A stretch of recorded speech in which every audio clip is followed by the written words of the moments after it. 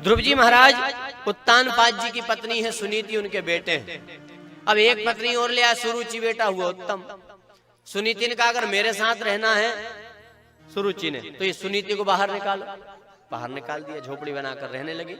ध्रुव जी के मित्रों ने कहा ध्रुव यहाँ के जो राजा हैं उत्तानपाद तेरे पिता हैं, तो मन में इच्छा हुई मिलने की, गए गोदी में बिठा लिया है उत्तानपाद जी ने, पर सुरुचि आई और उठाकर पटक दिया भूमि पर। किस गोद में तुझे बैठना है तो तपस्या कर, वरदान ले कि मेरी कोख से, मेरे गर्भ से तू जन्म ले तब बैठना। रोते हुए ध्रुव जी माँ के पास आए, सारी बात बताई तो सुनीति माँ ने नीति की बात की, बेटा सही तो है, तपस्या कर और बैठना है तो उस ईश्वर की गोद में बैठ बेटा, ये नासवान गोद आज है कल नहीं रहेगी। तो माँ भगवान कब मिलता है, कितना समय? बोले बेटा एक दिन, एक क्षण, एक जन्म, 100 जन्म लग जाए, तड़प के ऊपर है। बोल भक्ति घर में भी हो सकती, जंगल में भी, घर का काम भी करना पड़ता है। तो ध्रुव जी शाम का समय है, ध्रुव जी ने जंगल की तरफ दौड़ लगा दी। जा रहा है, माँ ने कहा कहाँ जा रहा है, रात हो रही है। तो ध्रुव जी पलट कर नहीं देखा, बस हाथ दिखाया, माँ कार्यम साधयामि वा देहं त्याज्यामि, या तो काम को निपटा के लौटूंगा या शरीर छोड़ दूंगा। रात्रि का समय और तड़प है। रास्ते में नारद जी मिले, बेटा कहाँ जा रहे, रात हो रही है। बोले भगवान को प्राप्त करने। सारी घटना बताई तो नारद जी ने कहा चल चल तेरे पिताजी को मैं समझा देता हूँ। बोले नहीं, आधा राज्य दिलवा दूंगा। नहीं, अरे पूरा राज्य, वो मेरा चेला है, मेरी बात नहीं टालेगा। तो ध्रुव जी हंसने लगे, क्यों? बोले अभी तो भगवान की भक्ति के लिए निकला हूँ और पूरे राज्य की खबर आ गई है, जब भक्ति कर लूंगा तो क्या होगा, हटो। गुरुजी यदि आप देना चाहते हो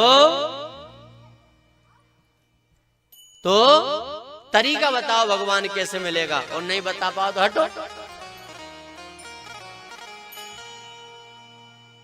ध्रुव जी को देखा नारद जी ने, तड़प सच्ची है बच्चे की, बालक तड़प रहा है भगवान के लिए, मन लग गया है। तो द्वादशाक्षर मंत्र ओम नमो भगवते वासुदेवाय दिया।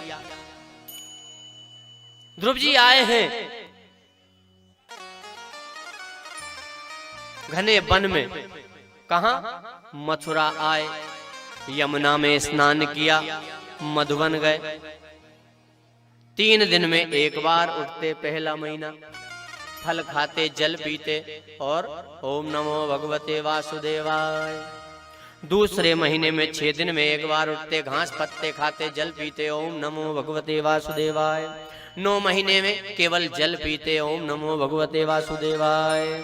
फिर 4 महीने में एक बार उठते, ओम नमो भगवते वासुदेवाय। कड़कड़ाती ठंड में गले गले पानी में खड़े होकर, तपती दोपहरी में चारों तरफ अग्नि जलाकर, शरीर सूख कर लकड़ी हो गया, पर इनका मन तो पुष्ट हुआ ना। तड़प सच्ची है, मन कहाँ है, शरीर की कोई चिंता नहीं। ओम नमो भगवते वासुदेवाय, ओम नमो भगवते, बोलो थोड़ी देर, ओम नमो भगवते वासुदेवाय, सब बोलो वासुदेवाय मेरो नंद नंदनाय, वासुदेवाय मेरो नंद नंदनाय, वासुदेवाय मेरो नंद नंदनाय, वासुदेवाय मेरो नंद नंदनाय। ओम नमो भगवते वासुदेवाय, बोलो ओम नमो भगवते वासुदेवाय, ओम नमो भगवते वासुदेवाय, ओम नमो भगवते वासुदेवाय, ओम नमो भगवते वासुदेवाय। ध्रुव जी विचार करते हैं आखिर कमी क्या है। अंत में विचार किया, ये श्वास ले रहा हूँ ये भी भगवान को लगता है ये कमी है। तो श्वास रोकी, प्राणवायु रोकी, पैर के अंगूठे के बल पर खड़े हो गए, ऊपर मुख करके ओम नमो भगवते वासुदेवाय। निरंतर भगवान का सिंहासन हिलने लगा। भगवान घबराए, क्या हुआ? नारद जी आए, कहते प्रभु एक छोटा सा बालक आपका भक्त आपको पाना चाहता है, अभी तो हिल रहा, पलट जाएगा, जल्दी जाओ। भगवान आए हैं सामने, प्रकट हो गए, देखा छोटे से बालक ध्रुव नेत्र बंद, शरीर सूख कर लकड़ी हो गया है। आवाज लगाते हैं भगवान, ध्रुव बेटा ध्रुव, पर बाहर का कोई भान नहीं है। भगवान को दया आई तो भगवान ने अपना शंख ध्रुव जी के दाहिने गाल से स्पर्श करवाया। जैसे ही शंख स्पर्श हुआ, ध्रुव जी सर्वांग सुंदर हट्टे कट्टे हो गए और ध्रुव जी चरणों में गिर पड़े। इनकी वाणी से एक स्तुति प्रस्फुटित हुई है। अब विचार करिए कि छोटा सा बालक क्या श्लोक बोलेगा, क्या प्रार्थना करेगा, पर भगवान की कृपा जिस पर हो जाए। मूकम करोति वाचालम पंगुम लंघयते गिरिम यत्कृपातमहं वंदे परमानंद माधवम।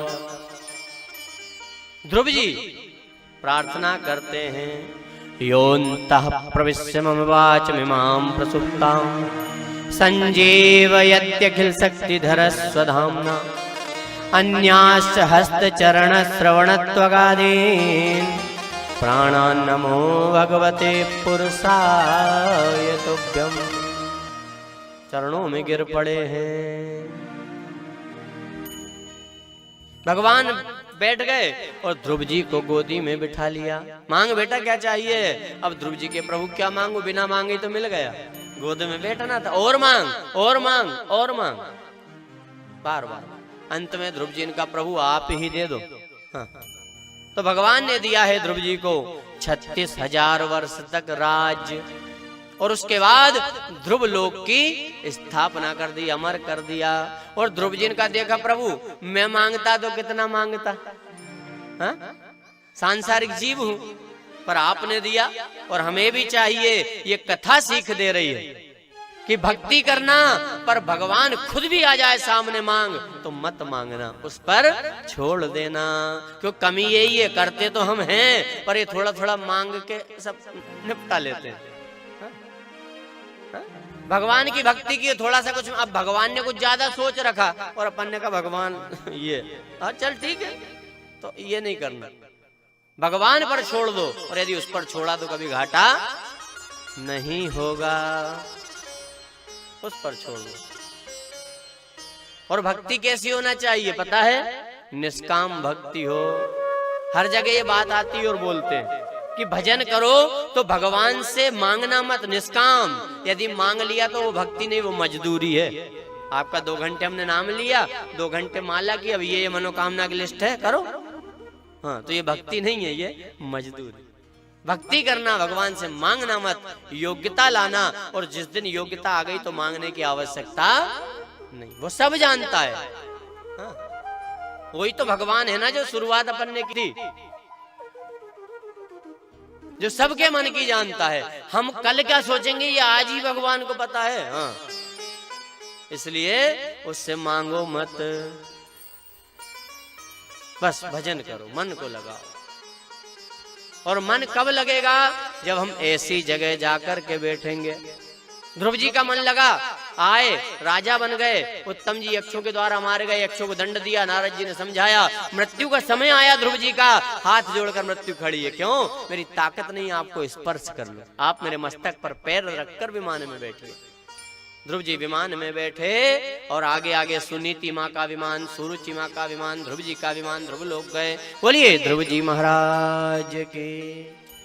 तो हमें चाहिए मन भगवान में लगे। और मन कब मुड़ेगा, अभी मन संसार में उलझा है, कब मुड़ेगा, जब लोहा गर्म होता है तब मुड़ता है। ऐसे ही हमारा मन ऐसी जगह जाएंगे, सत्संग में हमारा मन लगेगा। और ये सत्संग क्या करता है, ये सत्संग गुरु समान है। ये शब्द रूप में गुरु हमारे बीच में है, ये ज्ञान हमारे बीच में गुरु के रूप में है। और जब ये ज्ञान, ये गुरु जीवन में आएगा तब ही कल्याण होगा।